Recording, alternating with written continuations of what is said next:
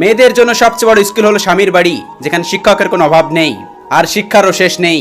একটা মেয়ের জন্য পুরো পৃথিবীর সাপোর্টের প্রয়োজন পড়ে না, একমাত্র নিজের স্বামীর সাপোর্টই যথেষ্ট। বিয়ের পর বউয়ের একটু খেয়াল রাখলে, যত্ন নিলে বউয়ের বাধ্য হওয়া বলে না, বরং এটি নারীদের প্রতি সম্মান এবং সুশিক্ষার পরিচয় বলে। স্ত্রীকে কষ্ট দিবেন না, কারণ আপনার পাঁজরের হাড় দিয়ে তাকে সৃষ্টি করা হয়েছে। তাই স্ত্রীকে কষ্ট দিলে ঘুরে ফিরে আপনি কষ্টটা নিজেকেই দিবেন। বিয়ের পর মেয়েদের ফোন কল লিস্টে একটা নম্বর অবশ্যই থাকবে, সেটা হলো মায়ের নাম্বার।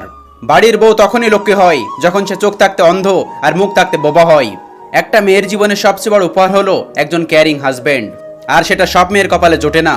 একটা মেয়ের জীবন বিষের মতো হওয়ার একটাই কারণ, খারাপ স্বামী। আর একটা মেয়ের জীবন সুন্দর হওয়ার জন্য একটা ভালো স্বামী যথেষ্ট। বিয়ের আগে মা বলে, বিয়ের পর যা করার করিস, এখন না। বিয়ের পর বর বলে, বিয়ের আগে যা করার করেছো, এখন সব বন্ধ। আমি কে? আমি একটা মেয়ে, যাকে একদিন নিজের বাড়ি ছেড়ে অন্যের বাড়ি যেতে হয়।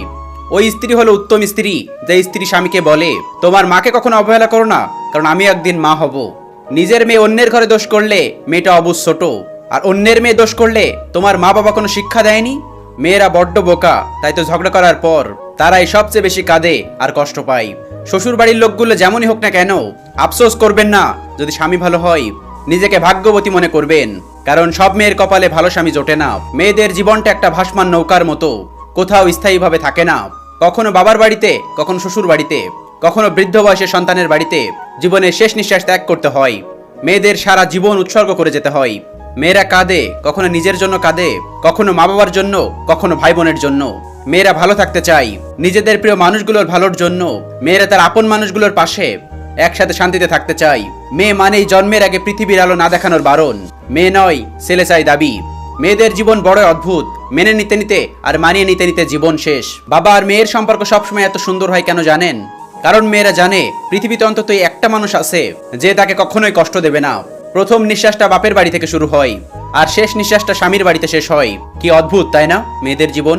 বিয়ের পর সবাই শুধু জানতে চায় মেয়েদের বাপের বাড়ি থেকে কি নিয়ে এসেছে, কিন্তু এই কথা কেউ জানতে চায় না যে মেয়েটা বাপের বাড়িতে কি ছেড়ে এসেছে। মেয়েরা আসলে লোভী, কারণ তারা ভালোবাসার কাঙাল।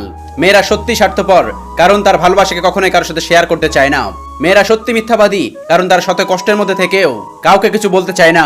মেয়েরা আসলে অভিনেত্রী, কারণ তারা ভালোবাসাকে বলি দিয়ে শুধুমাত্র পরিবারের কথা ভাবে আর সারা জীবন সুখে থাকার অভিনয় করে।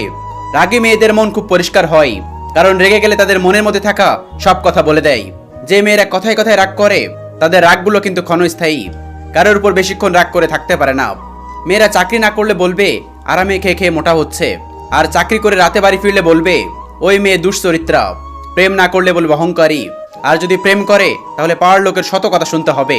কোনো কিছু প্রতিবাদ না করলে বলবে মেয়েটার নিশ্চয় দোষ ছিল, আর প্রতিবাদ করলে বলবে মেয়েটা আসলেই খুব খারাপ। মেয়েরা ছোট ছোট বিষয়ে কাঁদে ঠিকই, কিন্তু জীবনের কঠিন সমস্যাগুলো হাসি মুখে কাটিয়ে নিতে পারে, অথচ সেটা কেউ বোঝে না। মেয়েরা শুধু পারে অভিনয় করতে, তাদের একটাই অস্ত্র অভিনয় করা। মেয়েরা একটু ভালোবাসা পাওয়ার জন্য অভিমান করে গাল ফুলিয়ে মুখ কালো করে বসে থাকে, অথচ এই নিরীহ যন্ত্রটাকে বেশিরভাগ ছেলেরা ঢং বলে।